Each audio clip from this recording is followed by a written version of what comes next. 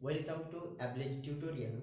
আজকের আলোচ্য বিষয় পশ্চিমবঙ্গ মধ্যশিক্ষা পর্ষদের ক্লাস 8-এর পঞ্চম অধ্যায় তথা ঘনফল নির্ণয়। খুব একটা গুরুত্বপূর্ণ অধ্যায়। তো এই ঘনফল নির্ণয় করার আগে আমরা জানবো যে পূর্ণ ঘন সংখ্যা কাকে বলে এবং একটা সংখ্যার কিভাবে ঘনমূল নির্ণয় করা হয় সেই বিষয়টা জানবো। তারপরে আমরা অনুশীলনের অঙ্কগুলো সমাধান করব। তাহলে পূর্ণ ঘন সংখ্যা ব্যাপারটা আগে আমাদের জানতে হবে। পূর্ণ ঘন সংখ্যা, কোন সংখ্যাগুলোকে আমরা পূর্ণ ঘন সংখ্যা বলবো? দেখো আমি কিছু সংখ্যা লিখছি, 8, তারপর 27, 64, এইভাবে কিছু সংখ্যা আমি লিখলাম। এই সংখ্যাগুলো পূর্ণ ঘন সংখ্যা। কেন এই সংখ্যাগুলোকে পূর্ণ ঘন সংখ্যা বলছি আমরা? দেখো, যে সব সংখ্যাকে অন্য কোনো সংখ্যার কিউব আকারে আমরা লিখতে পারবো সেই সব সংখ্যাকে আমরা কি সংখ্যা বলবো? পূর্ণ ঘন সংখ্যা। দেখো 8কে আমরা কি লিখতে পারবো? 2 × 2 × 2। তাহলে দেখো 2 2 4, 4 2 কত? 8। তাই এটাকে আমরা কি লিখতে পারছি? 2 এর কিউব। তাহলে দেখো 8কে আমরা কি লিখতে পারলাম? 2 এর কিউব।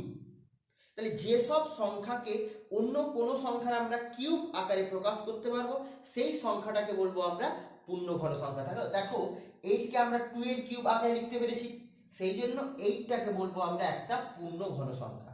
যেমন দেখো 27কে যদি ভাঙি আমরা তাহলে কি লিখতে পারবো? 3 × 3 × 3। তাহলে এটা কি দাঁড়াচ্ছে? 3⁻3। তাহলে দেখো 27কে আমরা 3⁻3 মানে 3 এর কিউব আকারে লিখতে পেরেছি। তাহলে যেহেতু 27কে আমরা 3 এর কিউব আকারে লিখতে পেরেছি, সেহেতু 27টা একটা কি সংখ্যা? পূর্ণ ঘন সংখ্যা। সেমভাবে দেখো 64কে আমরা কি লিখতে পারি? 4 × 4 × 4। তাই এটাকে কি লিখতে পারা যায়? 4 এর কিউব। তাই দেখো 64কেও আমরা কি লিখতে পারি? 4 এর কিউব আকারে। তাহলে যে সমস্ত সংখ্যাকে আমরা অন্য কোনো সংখ্যার কিউব আকারে লিখতে পারবো সেই সমস্ত সংখ্যাকে আমরা বলবো পূর্ণ ঘন সংখ্যা। এবার দেখো 100, এই সংখ্যাটা পূর্ণ ঘন সংখ্যা কিনা যাচাই করব কিভাবে আমরা? 100 এটা পূর্ণ ঘন সংখ্যা কিনা যাচাই করব কিভাবে? তাহলে যদি 100কে আমরা অন্য কোনো সংখ্যার কিউব আকারে লিখতে পারি তাহলে 100 কি হবে? একটা পূর্ণ ঘন সংখ্যা। তাহলে দেখো এটাকে যদি ভাঙা যায় তাহলে কি দাঁড়াচ্ছে? 50, 2 দিয়ে ভাঙলে 25 আর 5 দিয়ে ভাঙলে কত? 5। তাহলে দেখো 100কে ভেঙে আমরা কি লিখতে পারছি? 2 × 2 × 5 × কি? 5। তাহলে দেখো এই 2 আর 5 এ নিলে কত হচ্ছে? 10। আর এই 2 আর এই 5 নিলে কত হচ্ছে? 10। তাই এটাকে কি লিখতে পারছি আমরা? 10 এর স্কোয়ার। তাহলে দেখো 100কে আমরা কি লিখতে পারলাম? 10 এর স্কোয়ার। কিন্তু কিউব আকারে লিখতে পেরেছি কি? যেহেতু পারিনি, সেহেতু 100 কিন্তু পূর্ণ ঘন সংখ্যা নয়। পূর্ণ ঘন সংখ্যা নয়। তাহলে কোনগুলো পূর্ণ ঘন সংখ্যা হবে? যেসব সংখ্যাকে অন্য কোনো সংখ্যার আমরা কিউব আকারে প্রকাশ করতে পারবো সেই সব সংখ্যাকে আমরা বলবো পূর্ণ ঘন সংখ্যা। যেমন দেখো 1000 পূর্ণ ঘন সংখ্যা কিনা এটা যাচাই করবো। এটাকে ভাঙতে হবে। তাহলে 2 দিয়ে যদি ভাঙা হয় তাহলে 2 × 5 = 10, 0 0। আবার 2 দিয়ে যদি ভাঙি তাহলে 2 × 2 = 4, 2 × 5 = 10, 0। আবার 2 দিয়ে ভাঙলে 2 দিয়ে 4, 2 × 5 = 10।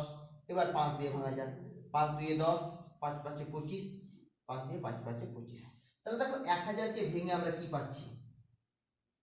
2 × 2 × 2 × 5 × 5 × 5।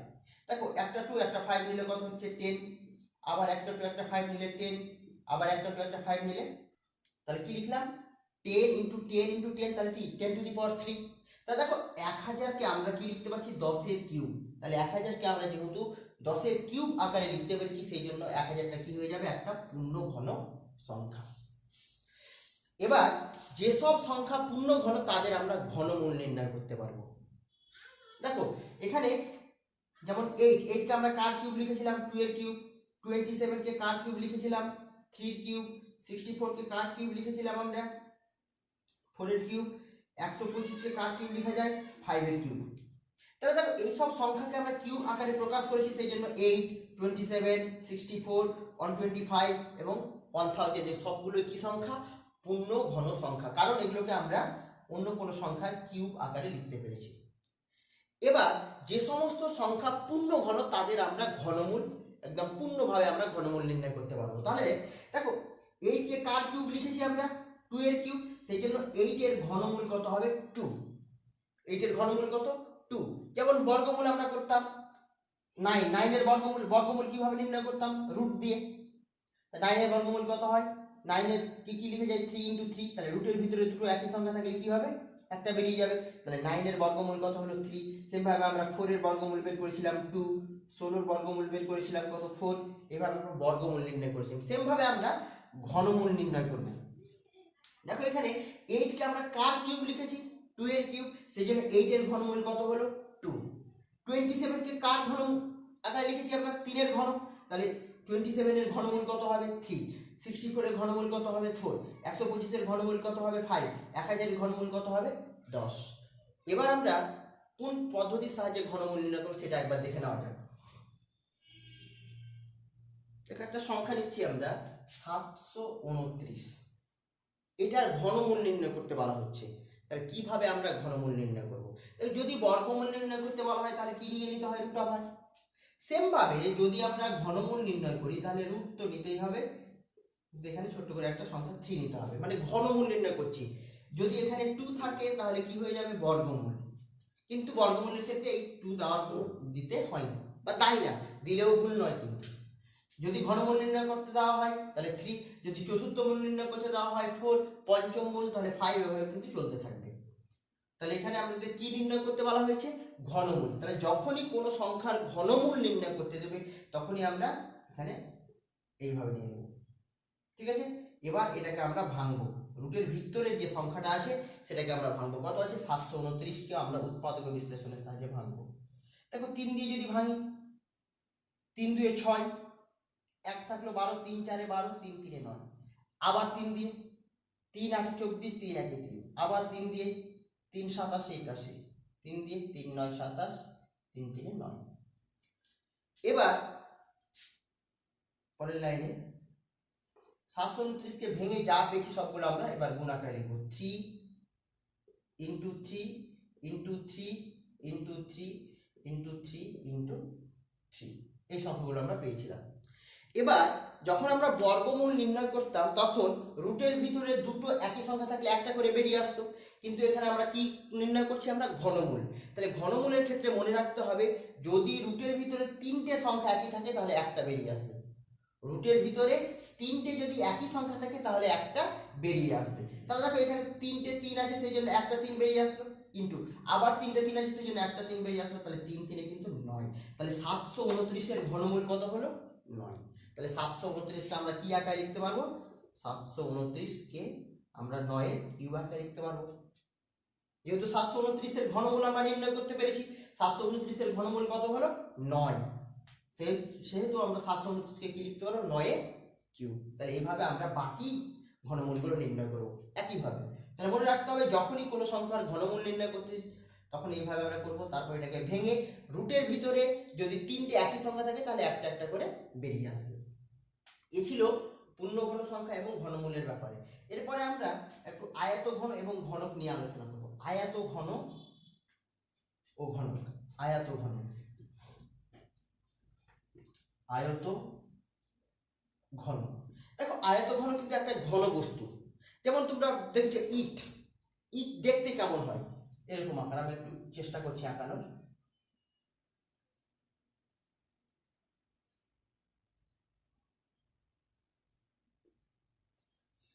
তোমরা সবাই দেখেছো ইট, ইট যেরকম আকার দেখতে, ইটের আকারের বস্তুগুলোকে আমরা বলবো আয়ত ঘন। তাহলে দেখো ইটের তল কটা আছে, তল 6টা তল। যেমন আমি একটা তোমাদের বক্স নিয়ে দেখাচ্ছি তাহলে তোমরা ভালো বুঝতে পারবে।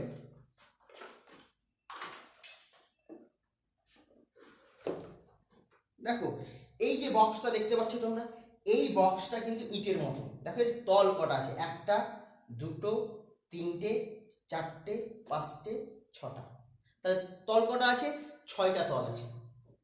এবার এই তলগুলোর আয়তঘনের কি কি থাকে দেখো, এটাকে বলা হয় আয়তঘনের দৈর্ঘ্য, এটাকে বলা হয় প্রস্থ এবং এটাকে বলা হয় উচ্চতা।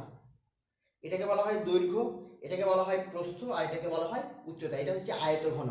মানে তলগুলো, বিপরীত তলগুলো কেমন হবে? একই। যেমন এই তলটার সাথে এই তল একই হবে, এই তলটার সাথে এই সাইডের তলটা একই হবে, এই সাইডের তলের সাথে এই সাইডের তল, অর্থাৎ বিপরীত তলগুলো যদি দেখতে একই হয় এবং প্রত্যেকটা তল যদি আয়তাকার হয়, তাহলে সেই বস্তুটাকে বলবো আমরা আয়তঘন। যেমন তাহলে এই বক্স, তারপরে ইট, তারপরে তোমরা যে বই খাতাগুলো ব্যবহার করছো সবগুলোই কিন্তু আয়তঘন, কারণ প্রত্যেকটাই 6টা তল আছে এবং বিপরীত তলগুলো কি? একই, এবং প্রত্যেকটা তল কেমন? আয়তক্ষেত্রের মতো। তাহলে এখানে মনে রাখতে হবে যে একটা আয়তঘনের কি কি থাকবে? দৈর্ঘ্য থাকবে, প্রস্থ থাকবে, আর কি থাকবে? উচ্চতা থাকবে। আয়তঘনের কি থাকবে? দৈর্ঘ্য থাকবে, প্রস্থ থাকবে এবং উচ্চতা থাকবে। এবার আমরা আসবো ঘনকে। 6টা তল ছিল আয়তঘনের, সেম ভাবে ঘনকের কিন্তু 6টা তল থাকবে এবং কেমন হবে? প্রতিটি তল কিন্তু একই হবে। যেমন তোমরা দেখেছো লুডুর ছক্কা, যার প্রতিটি তল কি হয়? একই। যেমন তোমরা দেখেছো ওই রুবিক্স কিউব, যেটাতে পাজল বক্স যেটাকে বলা হয়, যেটা বাচ্চারা খেলে, মেলানো হয়, সেটাও কেমন? এই ঘনকের মতো, মানে যার দৈর্ঘ্য, প্রস্থ, উচ্চতা তিনটাই জিনিস কি হবে? একই হবে। তাহলে এক্ষেত্রে ঘনকের ক্ষেত্রে কি হবে?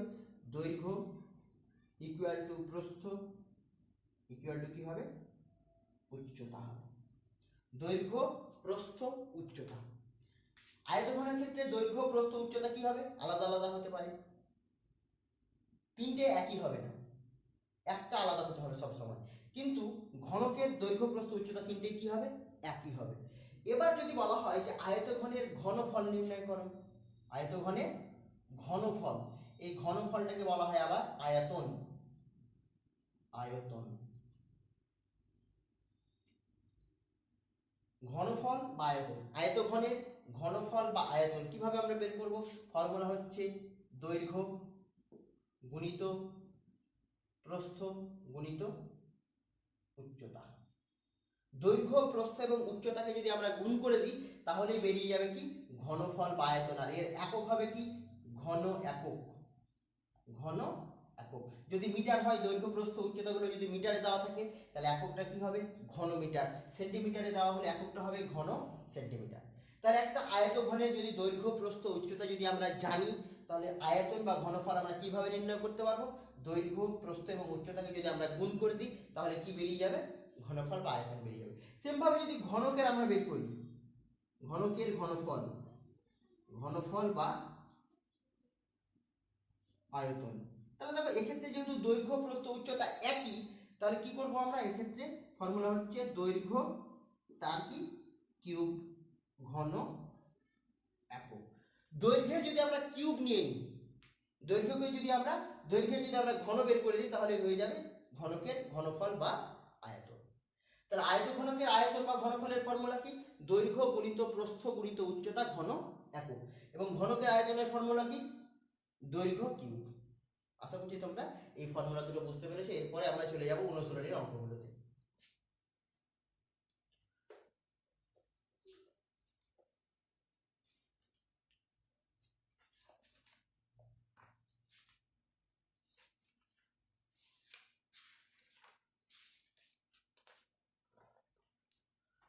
অনুশীলনীতে প্রথমেই যে 1 নম্বর অঙ্কতে বলা হয়েছে দুটি ঘনক তৈরি করি। ঘনক মানে কি? যখনই ঘনক বলবে তখনই ভেবে নিতে হবে যে ঘনক মানে যার প্রতিটি তল কি হবে? একই হবে এবং দৈর্ঘ্য, প্রস্থ এবং উচ্চতা কি হবে? একই হবে। বলছে দুটি ঘনক তৈরি করি যার একটি বাহুর দৈর্ঘ্য যথাক্রমে 5 সেমি ও 1 সেমি। বলছে কতগুলি 1 সেমি দৈর্ঘ্যের বাহু বিশিষ্ট ঘনক জুড়ে ওই বড় ঘনকটা তৈরি হবে। দেখো এখানে আমি ছবির সাহায্যে অঙ্কটা বোঝানোর চেষ্টা করছি তোমাদের। 1 নম্বর অঙ্ক, একটা ঘনক, দুটো ঘনক দেওয়া আছে। ঘনকের প্রথম ঘনকের বাহুর দৈর্ঘ্য, এটা হচ্ছে প্রথম ঘনক, এর বাহুর দৈর্ঘ্য বলেছে কত? 5 সেমি। এর বাহুর দৈর্ঘ্য কত? 5 সেমি। এবং দ্বিতীয় ঘনক বলেছে, দ্বিতীয় ঘনকের বাহুর দৈর্ঘ্য কত বলেছে? 1 সেমি। দুটো ঘনক দিয়েছে। ধরো বড় ঘনকের আমি একটা ছবি আঁকছি।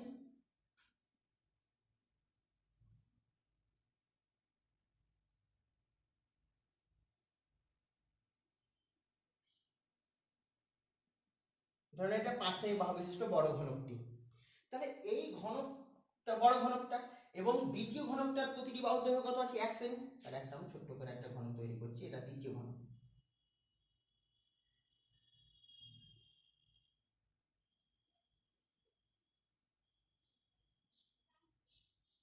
এটা হচ্ছে দ্বিতীয় ঘনকটা, যার প্রতিটি বাহুর দৈর্ঘ্য কত সেমি? 1 সেমি। এবার প্রশ্নতে বলা হয়েছে যে এই ছোট ঘনকগুলো, কতগুলো ছোট ঘনক দিয়ে বড় ঘনকটা তৈরি করা যাবে, কতগুলি ছোট ঘনক দিয়ে বড় ঘনকটা তৈরি করা যাবে। তাহলে আমরা কি করব, এই ঘনকের আয়তন বের করব বা ঘনফল বের করব এবং ছোট ঘনকের ঘনফল বের করব। তাহলে প্রথম ঘনকের ঘনফল, প্রথম ঘনকের ঘনফল, ঘনফল মানে কি? আয়তন।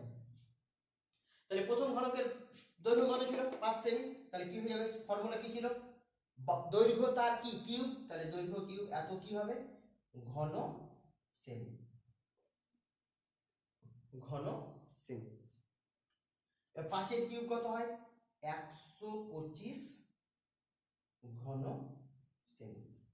তাহলে বড় যে ঘনকটা আছে তার ভিতরে কতটুকু জায়গা আছে? 125 ঘন সেমি, মানে এর ঘনফল হচ্ছে 125 ঘন সেমি। বড় ঘনকটার আয়তন হচ্ছে 125 ঘন সেমি। এবার আমরা বের করব দ্বিতীয় ঘনকের আয়তন, দ্বিতীয় ঘনকের ঘনফল, দ্বিতীয় ঘনকের ঘনফল। ঘনফল মানেই কিন্তু আয়তন। তাহলে দ্বিতীয় ঘনকের বাহু দৈর্ঘ্য কত ছিল? 1 সেমি। তাহলে ফর্মুলা কি? 1 এর কিউব ঘন সেমি। 1 এর কিউব মানে কত? 1। তাহলে 1 ঘন সেমি। এবার দেখো, তাহলে আমরা এখান থেকে দেখতে পাচ্ছি যে বড় ঘনকের আয়তন কত? 125 ঘন সেমি। তার মানে বড় ঘনকের ভিতরে 125 ঘন সেমি জায়গা আছে। এবং দ্বিতীয় ঘনকের ঘনফল কত আছে? 1 ঘন সেমি। মানে যেটা ছোট ঘনক আছে তার ভিতরে কতটা জায়গা আছে? 1 ঘন সেমি জায়গা আছে। এবার বলছে এই 1 ঘন সেমি মানে 1 সেমি বাহু বিশিষ্ট যে ঘনকটা ছিল সেই ঘনকগুলো দিয়ে বড় ঘনক যদি তৈরি করা হয় তাহলে কতটি ছোট ঘনক লাগবে।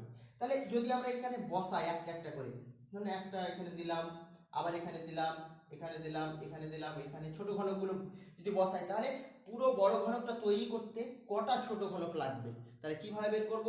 বড় ঘনকের ঘনফল দিয়ে ছোট ঘনকের ঘনফলকে কি করব, সরি, ছোট ঘনকের ঘনফল দিয়ে বড় ঘনকের ঘনফলটাকে ভাগ করে দেবো। তাহলে আমরা লিখব অতএব 1 সেমি বাহু বিশিষ্ট বড় ঘনক তৈরি করতে, অতএব বড় ঘনক তৈরি করতে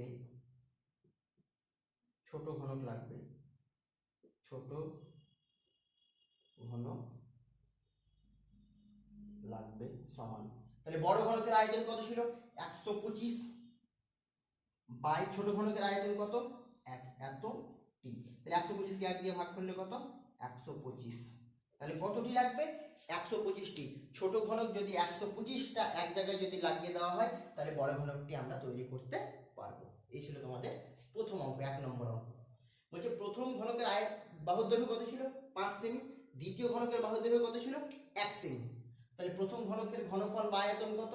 125 ঘন সেমি, দ্বিতীয় ঘনকের 1 ঘন সেমি। তাহলে বড় ঘনকটা তৈরি করতে কতগুলো ছোট ঘনক লাগবে? বড় ঘনকের ঘনফলটাকে আমরা ছোট ঘনকের ঘনফল দিয়ে কি করতে হবে? ভাগ করতে হবে। ভাগ করে আমরা কত পেয়েছি? 125। তাহলে ছোট ঘনক কতটি লাগবে বড় ঘনক তৈরি করতে? 125টি। এই ছিল তোমাদের 1 নম্বর অঙ্ক। এবার আমরা চলে যাব 2 নম্বর অঙ্কতে। 2 এর অঙ্কগুলো কি বলা হচ্ছে সেটা ভালো করে আগে লক্ষ্য করো সবাই। 2 এর অঙ্ক, 2 এর অঙ্কগুলোতে বলা হচ্ছে যে সুমন অনেকগুলি 1 সেমি দৈর্ঘ্যের বাহু বিশিষ্ট ঘনক তৈরি করেছে। বলছে মনামি সেই ঘনকগুলি জোড়া লাগিয়ে বড় ঘনক তৈরি করার চেষ্টা করছে। হিসাব করে দেখি নিচের কোন সংখ্যক ঘনকের ক্ষেত্রে মাপনি বড় ঘনক তৈরি করতে পারবে। তাহলে প্রথমে 2 এর 1 নম্বর অঙ্কতে প্রথমে ছোট ঘনক কতটি দেওয়া আছে? 100টি। ছোট ঘনক কত দেওয়া আছে? 100টি। তাহলে 100টি ছোট ঘনক দিয়ে একটা বড় ঘনক তৈরি করা যাবে কি যাবে না সেটা দেখতে হবে। 100টি ছোট ঘনক দিয়ে বড় ঘনক তৈরি করা যাবে কি যাবে না। দেখো এখানে বলা হয়েছে ছোট যে ঘনকগুলো আছে প্রত্যেকটার বাহুর দৈর্ঘ্য কত সেমি? 1 সেমি করে। প্রতিটির বাহুর দৈর্ঘ্য কত? 1 সেমি। তার মানে এর আয়তন কত হয়ে যাবে? 1 কি ঘন সেমি। বাহু কিউব তো 1 এর কিউব।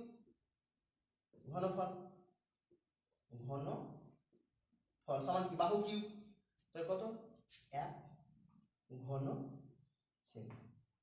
তাহলে যে ছোট ছোট ঘনকগুলো নেওয়া হয়েছে তাদের প্রতিটির আয়তন কত সেমি, 1 ঘন সেমি। ওই 1 ঘন সেমি মাপের কতটি ঘনক আছে, 100টি। এই 100টি ঘনক দিয়ে একটা বড় ঘনক তৈরি করা যাবে কি যাবে না সেটা আমাদের যাচাই করতে হবে। তার জন্য আমরা কি করব, এই সংখ্যাটার ঘনফল নির্ণয় করব। যদি পূর্ণ ঘন সংখ্যা হয়ে যায় তাহলে বড় ঘনক তৈরি করা যাবে, আর পূর্ণ ঘন সংখ্যা যদি না হয় তাহলে বড় ঘনক তৈরি করা যাবে না। 100টি ছোট ঘনক, এবারে আমরা কি করব, বর্গমূল নির্ণয়, ঘনমূল নির্ণয় করব। তাহলে এভাবে এবার 100কে আমরা ভাঙবো, কত দিয়ে ভাঙছে, 2 দিয়ে 50, 2 দিয়ে 25, 5 দিয়ে 5, তাহলে 3, 2 × 2 × 5 × 5। তাহলে এক্ষেত্রে দেখো ঘনমূলের ক্ষেত্রে আমরা কি বললাম, যদি রুটের ভিতরে 3টে একই সংখ্যা থাকে তাহলে একটা বেরিয়ে আসবে, যেহেতু এখানে 3টে একই সংখ্যা নেই তাহলে বের হওয়ার কোনো প্রশ্ন নেই। তাহলে 100কে আমরা 100-এর আমরা ঘনমূল নির্ণয় করতে পারছি না, তাহলে 100 কিন্তু একটা পূর্ণ ঘন সংখ্যা নয়। তাহলে আমরা বলতে পারবো যে 100টি ছোট ঘনক দিয়ে বড় ঘনক তৈরি করা যাবে না। তাহলে আমরা লিখে দেবো অতএব 100টি ছোট ঘনক দিয়ে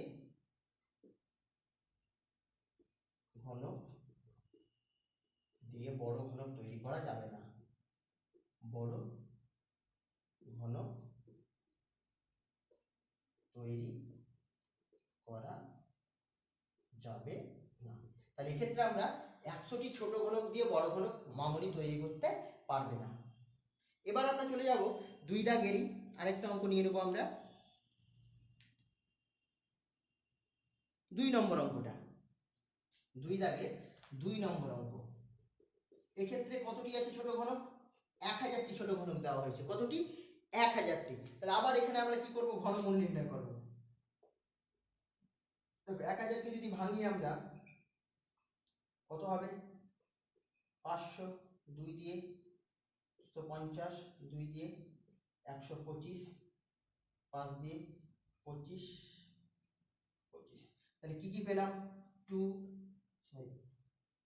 যখনই কোনো সংখ্যার ঘনমূল নির্ণয় করবো আমরা এইভাবে নিয়ে নেব, 2 × 2 × 2 × 5 × 5 × 5। দেখো এখানে ঘনমূলের ক্ষেত্রে রুটের ভিতরে 3টে একই সংখ্যা আছে, 2 আছে, তাহলে একটা 2 বেরিয়ে গেল, 3টে 5 আছে তাহলে একটা 5 বেরিয়ে গেল, তাহলে কত হলো, 10। তাহলে দেখো 1000-এর ঘনমূল নির্ণয় হয়েছে 10, সেই জন্য 1000টি ছোট ঘনক দিয়ে একটা বড় ঘনক তৈরি করা যাবে। তাহলে এক্ষেত্রে আমরা কি লিখবো, অতএব এক্ষেত্রে বড় ঘনক তৈরি করা যাবে, এক্ষেত্রে বড় ঘনক তৈরি করা যাবে। তাহলে এক্ষেত্রে বড় ঘনক তৈরি করা যাবে। তাহলে যদি পূর্ণ ঘন সংখ্যা না হয়, যেমন এক্ষেত্রে আমরা ঘনমূল নির্ণয় করতে পারলাম না, তাহলে এক্ষেত্রে ঘনক তৈরি করা যাবে না। এক্ষেত্রে যেহেতু ঘনমূল নির্ণয় করতে পেরেছি সেহেতু তৈরি করা যাবে। এইভাবে তোমরা 2 এর বাকি অঙ্কগুলো করবে। এরপরে আমরা চলে যাব 3 দাগের অঙ্কতে। 3 দাগেও আমরা 2 থেকে 1টা অঙ্ক করে দেবো, বাকি অঙ্কগুলো তোমাদের নিজেদের করতে হবে। 3-এর অঙ্কগুলোতে বলা হয়েছে নিচের সংখ্যাগুলির মধ্যে কোনটি পূর্ণ ঘন নয়। তাহলে কোনটা পূর্ণ ঘন নয়, তাহলে ঘনমূল নির্ণয় করে দেখবো আমরা 3-এর প্রথমে আমি 1 নম্বর অঙ্কটা নিয়ে নিচ্ছি, কত, 216। বলছে এটা পূর্ণ ঘন সংখ্যা কিনা, কোনগুলি পূর্ণ ঘন সংখ্যা নয়, নিচের কোনগুলি বা কোনটি পূর্ণ ঘন সংখ্যা নয়। নিচে দেওয়া আছে অনেকগুলো, এটা আমরা দেখব। তাহলে পূর্ণ ঘন কিনা তার জন্য আমরা কি নির্ণয় করব, ঘনমূল। তাহলে ঘনমূল বের করার জন্য প্রথমে আমরা কি করতে হবে, এই রূপ এখানে 3। এবার 216কে আমরা ভাঙবো, কত দিয়ে, 2 দিয়ে, 2 1 দিয়ে 2, 2 8 16, 2 দিয়ে 4, 2 দিয়ে 27, 3 দিয়ে 9, 3 দিয়ে 9। তাহলে দেখো 216কে ভেঙে আমরা কি পাচ্ছি, 2 × 2 × 2 × 3 × 3 × 3। এবার দেখো ঘনমূলের ক্ষেত্রে আমি কি বলেছিলাম, রুটের ভিতরে 3টে সংখ্যা যদি একই থাকে তাহলে একটা বেরিয়ে যাবে, 3টে 2 এর জন্য একটা 2, 3টে 3 এর জন্য একটা 3, তাহলে 3 দিয়ে কত, 6। তাহলে দেখো 216 আমরা কি ঘনমূল নির্ণয় করতে পারলাম। তাহলে 216টা কি সংখ্যা, একটা পূর্ণ ঘন সংখ্যা। তাহলে অতএব 216 পূর্ণ ঘন সংখ্যা, পূর্ণ ঘন সংখ্যা। আসলে 1 নম্বর। এভাবে তোমাদের বাকি অঙ্কগুলো করতে হবে। আরেকটা অঙ্ক আমি করে দেখাচ্ছি তোমাদের। যেমন কত নম্বর, 5 নম্বর অঙ্ক 1744, এটা পূর্ণ ঘন কিনা যাচাই করতে হবে। তাহলে সেম ভাবে এরও আমরা কি নির্ণয় করব, ঘনমূল। তাহলে 1744, এটাকে আমরা ভাঙবো কত দিয়ে, 2 দিয়ে, আবার 2 দিয়ে 4, চল 2 দিয়ে 2, 8, 2 দিয়ে 9, আর ভাঙছে না। তাহলে আমরা কি কি লিখবো, আমরা 2 × 2 × 2 × 2 × কত, 109। তাহলে এক্ষেত্রে দেখো 3টে 2 এর জন্য কি একটা 2 বেরিয়ে যাচ্ছে, কিন্তু বাকি একটা 2 এবং 109 পড়ে থাকছে, সেহেতু এটা কিন্তু এটার ঘনমূল আমরা পূর্ণ সংখ্যার আকারে লিখতে পারছি না, সেহেতু আমরা বলবো অতএব 1744 এটি পূর্ণ ঘন নয়, পূর্ণ ঘন সংখ্যা। এরপরে আমরা চলে যাব 5 দাগের অঙ্ক। 4 দাগের অঙ্কটা তোমাদের পরে করাবো। 3 দাগে যে বাকি অঙ্কগুলো থাকলো তোমরা এইভাবে যাচাই করে দেখবে কোনটা পূর্ণ ঘন এবং কোনটা পূর্ণ ঘন নয়। চলো এবার 4 এর অঙ্কগুলোতে।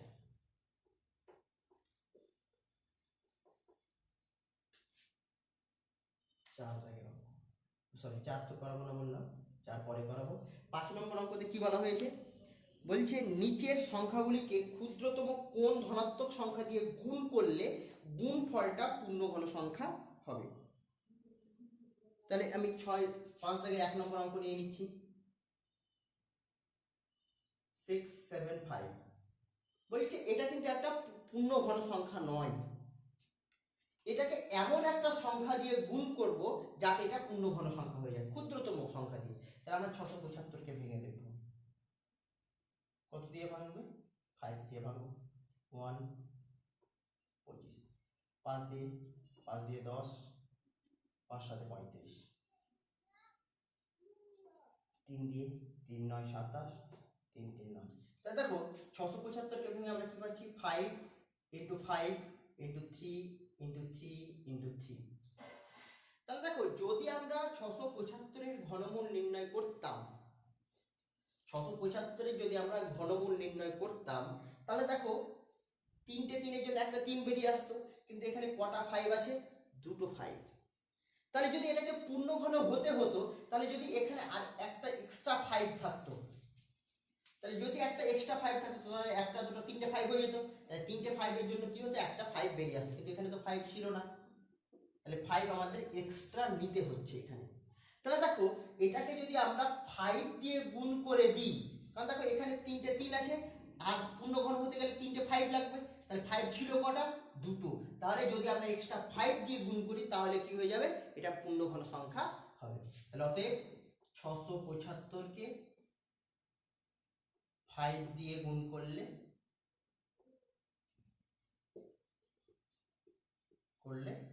পূর্ণ ঘন সংখ্যা হবে, পূর্ণ ঘন সংখ্যা হবে। এরপরে আমরা চলে যাব 5 দাগের আরেকটা অঙ্ক নিয়ে নিচ্ছি আমরা, 3 নম্বর অঙ্ক 108। দেখো 108কে আমরা ভাঙবো, 108 2 দিয়ে 54, 2 দিয়ে 27, 3 দিয়ে 9, 3 দিয়ে 9, 3। তাহলে 108কে ভেঙে আমরা কি পাচ্ছি, 2 × 2 × 3 × 3 × 3। তাহলে এক্ষেত্রে ভালো করে লক্ষ্য করো, এটা কি পূর্ণ ঘন, দেখো পূর্ণ ঘন নয়, কারণ দেখো 3টে 3 পেয়েছি কিন্তু 3টে 2 পাইনি। তাহলে এক্সট্রা যদি আমরা একটা 2 নিয়ে নিই তাহলে কি হয়ে যাবে, পূর্ণ ঘন। তাহলে কি দিয়ে গুণ করলাম আমরা, 2 দিয়ে। অতএব 108কে 2 দিয়ে গুণ করলে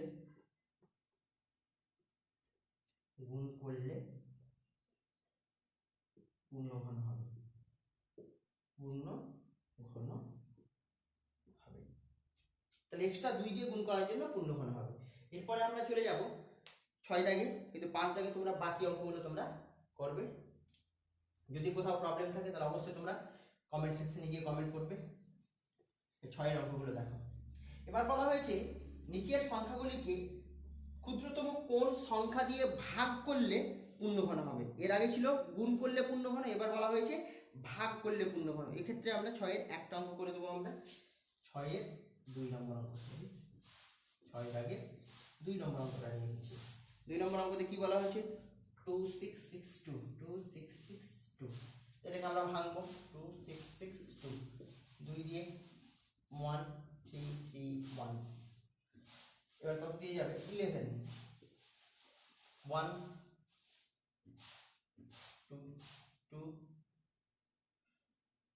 1 11 দিয়ে 11।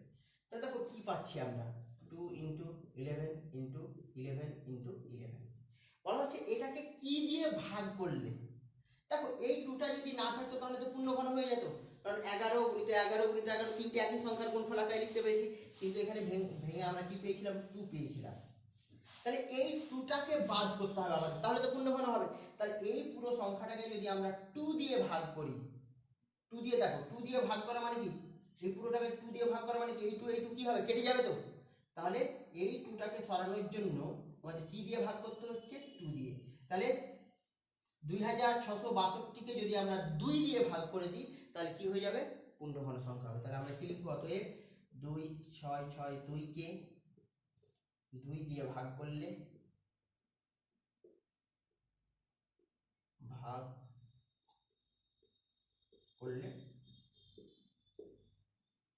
পূর্ণঘন হবে। এরপরে আমরা চলে যাব 7 দাগে। 6 দাগের বাকি অঙ্কগুলো তোমরা নিজে চেষ্টা করো। এবার 7 দাগে 7-এর অঙ্কতে বলা হয়েছে, বলছে নিচের পূর্ণঘন সংখ্যাগুলি মৌলিক উৎপাদকে বিশ্লেষণ করি এবং ঘনমূল নির্ণয় করি। তাহলে এখানেও একটা অঙ্ক করে দেবো তোমাদের 15625 মৌলিক উৎপাদকে বিশ্লেষণ করে এর ঘনমূল নির্ণয় করতে বলে। তাহলে ঘনমূল নির্ণয়, এবার আমরা এটাকে ভাঙবো। মৌলিক উৎপাদকে